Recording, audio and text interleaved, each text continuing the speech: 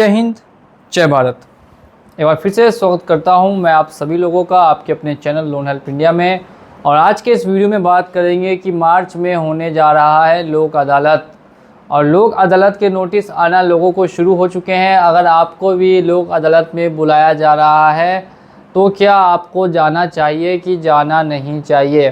क्या इसमें अपीयरेंस बहुत ज़्यादा ज़रूरी है? और अगर आप जाते हैं तो क्या होगा वहाँ, और अगर आप नहीं जाते हैं तो फिर क्या होगा?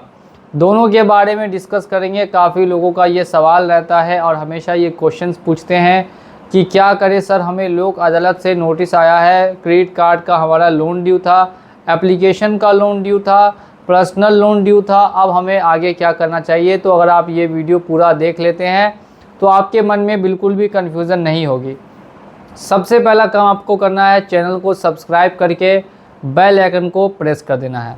तो चलिए वीडियो को स्टार्ट करते हैं। सबसे पहले बात करते हैं कि आखिर लोक अदालत क्या होता है और कब लगती है। देखिए, साल में 2 बार लोक अदालत लगती है, सितंबर के महीने में और मार्च के महीने में।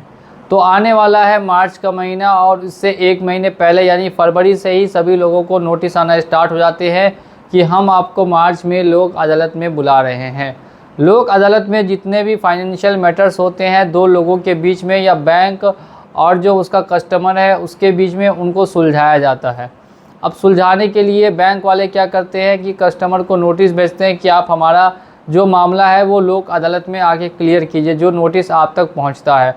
और उसमें एक डेट और टाइमिंग दी रहती है। अगर आपको कभी भी लोक अदालत में जाना है तो उस नोटिस की कॉपी लेकर आप लोक अदालत में जा सकते हैं, या अगर वो ओरिजिनल नोटिस है आपके पास तो वो भी लेके उस टाइम से 1 घंटे पहले आप वहाँ पहुँच सकते हैं। इन केस अगर आप वहाँ पहुँच जाते हैं तो फिर वहाँ पे क्या होगा? देखिए, वहाँ पे अगर आप वकील करना चाहते हैं तो आप वकील भी कर सकते हैं, और अगर आप चाहते हैं कि नहीं आप खुद से मामले को हल कर लेंगे तो आप खुद से भी मामले को हल कर सकते हैं। 2 चीज़ें वहाँ अहम होती है। सबसे पहली चीज़ ये है कि जो बैंक आपके लिए मान लेते हैं, एक कंडीशन यहाँ पे रखते हैं कि कोई कस्टमर है जिसका 1 लाख रुपए का क्रेडिट कार्ड ड्यू है और उसको लोक अदालत से नोटिस आ गया। अब वो जो टाइमिंग मिली थी उस टाइम पे लोक अदालत में पहुँच गया है, 1 लाख रुपए का लोन था। अब बैंक सामने से बैंक ने कहा कि बैंक जो है इस लोन को 50,000 पे सेटलमेंट करना चाहती है, लेकिन वो कस्टमर बोलता है कि नहीं, मैं 50,000 पे नहीं कर सकता, मैं 20,000 या 30,000 पे ही करूँगा। तो देखिए, ऐसे में क्या हुई कि दोनों को सहमति नहीं बन सकी। तो दोनों की सहमति नहीं बन पाएगी तो कोई फैसला फिर नहीं निकलेगा। अब दूसरी कंडीशन ले लेते हैं। बैंक ने कहा कि 40,000 रुपये में सेटलमेंट होगा, 1 लाख रुपए का अमाउंट था, 40,000 में सेटलमेंट होगा। जो व्यक्ति है उस व्यक्ति ने भी स्वीकार कर लिया, ठीक है मैं 40,000 में सेटलमेंट करने के लिए तैयार हूँ। तो उसे फिर वहाँ पे टाइम फ्रेम देना पड़ेगा कि कितने दिन में वो सेटलमेंट करना चाहता है, और क्या 1 किश्त में करेगा कि 2 किश्त में करेगा। फिर वहाँ फैसला हो जाएगा कि ठीक है, इस आदमी का जो लोन है वो 40,000 में क्लोज कर दिया जाए। फैसला तभी निकलेगा जब दोनों की सहमति होगी। अगर बैंक नहीं सहमत होती है या कस्टमर नहीं सहमत होता है तो कोई फैसला वहाँ पे नहीं निकलता है, वापस घर की ओर आ जाते हैं। ये होगा जब अगर आप लोक अदालत में जाते हैं तब। अब दूसरी कंडीशन ये आती है कि लोक अदालत में जो लोग नहीं जाएंगे उनके साथ क्या होगा? क्या लोक अदालत में जाना कंपलसरी है? तो ध्यान दीजिएगा मेरी बात, जिनको लोन का सेटलमेंट करना है, जिनको लोन को क्लोज कराना है और जिनके घर के आसपास ही बुलाया गया है तो वो लोग फिर जा सकते हैं। लेकिन जिनको लोन क्लोज नहीं करना, जिनको लोन का सेटलमेंट नहीं कराना, जिनको घर से काफ़ी दूर बुलाया गया है तो उनको जाने की ज़रूरत नहीं है। ज़्यादातर लोगों को डिस्ट्रिक्ट में ही बुलाया जाता है, जो आपका डिस्ट्रिक्ट है वहीं आपको बुलाया जाएगा लोक अदालत के लिए। लेकिन अगर बहुत ज़्यादा दूर बुलाया गया है तो आपको जाने की ज़रूरत फिर नहीं है।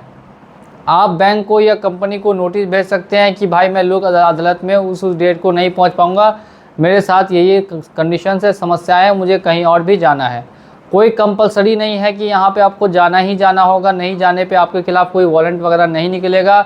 लेकिन बहुत सारी कंपनियाँ क्या करती है, उसके बाद आपको कभी कभी समन भेजती है। बहुत अगर बड़ा लोन है आपका 10-20 लाख रुपये का लोन है तो आपको समन आने के चांसेस रहते हैं। अगर आपका छोटा लोन है तो फिर ऐसे में चांसेस काफ़ी कम हो जाते हैं। अगर आपका मामला हल होने वाला है, अगर आपको लगता है कि मैं मामला जाके हल कर सकता हूं, तो आपको ज़रूर से ज़रूर जाना चाहिए। और अगर आपको लगता है कि वहां जाके सिर्फ़ और सिर्फ आपका टाइम पास होगा और किसी तरीके का सॉल्यूशन नहीं निकल पाएगा, तो ऐसे में वहां जाने की आपको कोई ज़रूरत नहीं है, कोई वारंट आपके ऊपर नहीं निकलेगा अगर आप नहीं जाते हैं। तो एक बार बैंक को सूचना दे सकते हैं, नंबर हमेशा दिया रहता है इस नंबर पे आप कॉल भी कर सकते हैं। अगर नंबर दिया रहेगा तो आप नंबर पे कॉल कीजिए या फिर ईमेल करके बता दीजिए कि मैं उस दिन उस डेट पे नहीं पहुंच पाऊंगा, मुझे कहीं और किसी और काम से निकलना है। तो ये हो गई हम लोगों ने बात करी लोक अदालत की। यानी अगर आपका भी लोन डिफ़ॉल्ट है और काफ़ी समय से आपने लोन नहीं दिया है तो चांसेस होते हैं कि मार्च में कि ऐसे आपको लोक अदालत में बुला लिया जाए। अगर बुला लेते हैं तो क्या करना है नहीं करना है वो मैंने आपको विस्तार पूर्वक यहाँ पे समझा दिया है। उम्मीद करता हूँ कि वीडियो पसंद आई होगी। अगर आपको वीडियो पसंद आई है तो वीडियो को लाइक कर दीजिए और साथ ही में अगर आप चैनल पर नए हैं तो चैनल को सब्सक्राइब कर दीजिए। चलिए चलता हूँ आज के इस वीडियो में और मिलूँगा आप लोगों से अगली वीडियो में बहुत ही जल्द। जय हिंद, जय भारत।